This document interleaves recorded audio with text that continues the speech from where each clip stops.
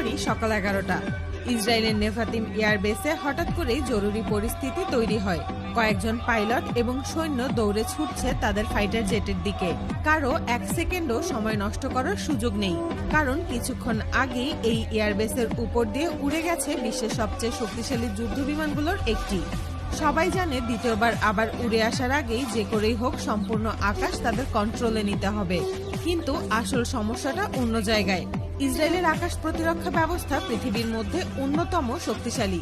তাদের বিখ্যাত আয়রন ডোম সবসময় প্রস্তুত থাকে এবং এর সাথে রয়েছে অত্যাধুনিক পঞ্চম প্রজন্মের রাডার সিস্টেম। সাধারণভাবে ইসরায়েলের রাডার 400 কিলোমিটারের মধ্যে থাকা যে কোনো টার্গেট শনাক্ত করতে পারে, এমনকি ছোট ড্রোনও। শুধু তাই নয়, আয়রন ডোম একসাথে প্রায় 200টি টার্গেট লক করতে পারে এবং একই সময় 50টির বেশি টার্গেটে আক্রমণ চালাতে সক্ষম। এত শক্তিশালী সিস্টেম থাকার পরও কিভাবে একটি যুদ্ধ